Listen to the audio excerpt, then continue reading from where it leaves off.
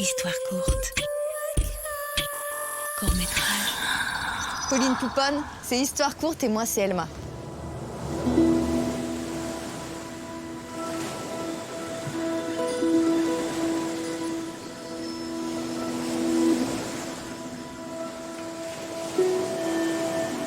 Bienvenue dans Histoire courte et bienvenue à Trouville. Ici, on trouve encore des bouteilles à la mer, comme dans les films.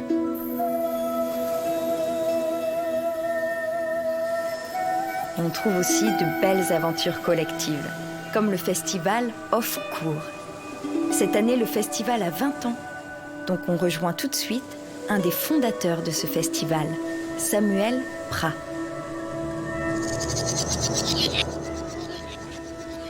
Bonjour Samuel. Ça va Elma? Bien et toi? Très bien. Joyeux anniversaire. Merci. Pour les 20 ans du merci, festival. merci. T'as vu ce que j'ai trouvé? Une bouteille. Une bouteille à la mer. Magnifique. Et alors attention, il y a des petits messages à l'intérieur de cette bouteille. Premier message. Ah, L'affiche du premier festival. Pour le premier festival, une amie graphiste nous a fait cette affiche et elle nous a tellement plu que c'est devenu le logo de l'événement. C'était quoi les dates? 1er 9 septembre 2000. C'est une amie qui s'appelle Stéphanie Kampf qui était une des clientes du bar, La Maison, où se passait le festival, avec une salle à l'étage, une petite salle de cinéma où il y avait 12 places. Des vrais sièges de cinéma, un son de bonne qualité, un rapport taille-écran, taille de salle, super. et maintenant il y a combien de... Et maintenant, pour le ça a festival. beaucoup changé avec le temps, mais depuis quelques années, on bosse avec des cinémobiles, qui sont des salles de cinéma itinérantes qu'on positionne en centre-ville et où chaque salle a 100 places. Alors, qu'est-ce qu'il y a ensuite? Bouteille remplie C'est de une bouteille multiples remplie, messages. tu vois, normalement on envoie un message à la mer, nous, on en reçoit plein. Alors, deuxième petit message à la mer. Ah ah. Une carte Carte postale postale du qui Québec. arrive du Canada, du Québec. Ouais, le festival est une rencontre France-Québec autour du court-métrage. On profite de l'événement pour réunir des cinéastes français et des cinéastes québécois. Alors après, c'est pas tout à fait vrai parce qu'on réunit aussi des cinéastes qui arrivent d'un peu partout sur la planète. Ouais. On a un marché du film qui est international, des labos de création qui sont internationaux. Mais la ligne éditoriale de base, c'est France-Québec. Ça, c'était dès le début, dès la création. Au début, on a fait un événement qui était off du festival américain. Et en fait, dès la deuxième année, on a eu l'idée de traiter de l'Amérique du Nord par le biais du Québec, qui est la petite poche francophone en Amérique du Nord. Je vis pas là-bas, mais j'y vais. Avec le temps, on y tourne des films.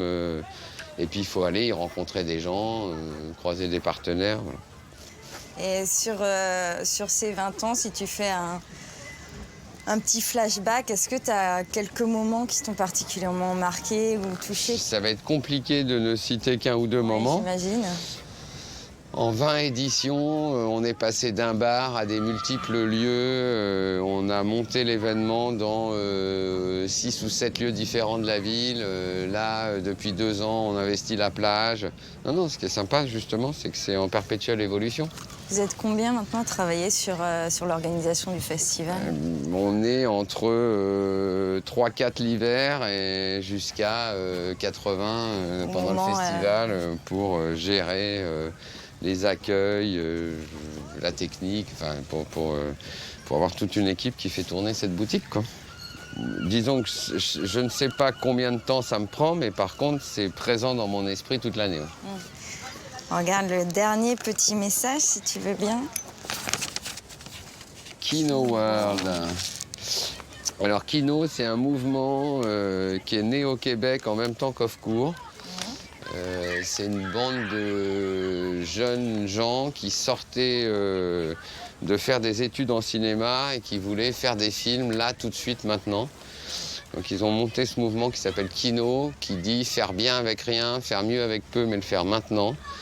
On les a rencontrés dès le début. En fait, on a grandi ensemble et à partir de 2003, on a commencé à faire des laboratoires de création avec eux, en fait, à fabriquer des films pendant l'événement. Voilà. En fait, le mouvement Kino, c'était on fait des films là tout de suite. C'est 2000, c'est l'avènement de la DV. On a commencé à faire des films en 2003. Et à partir de 2008, notre Kino est devenu un Kino World, puisque à partir de 2008, on a invité tout un tas de cinéastes qui venaient de plein de pays, en fait. Les premières années, c'était vraiment un laboratoire franco-québécois. Et puis assez rapidement, on a trouvé que c'était intéressant de l'ouvrir au monde. Et là, on est en train de préparer une édition où on accueille 20 pays, des 5 continents. Il y a vraiment tu sens vraiment une diversité. Oui, la réalité, c'est que les gens ne font pas des films partout pareils sur la planète. En tout cas, c'est sûr que du fait de l'environnement, du fait de la culture. Du fait de la culture, du fait des moyens techniques, du fait des moyens financiers mis en place, effectivement. Un jeune cinéaste de 20 ans fait pas tout à fait du cinéma au Burkina Faso comme il le ferait en Australie ou au Japon.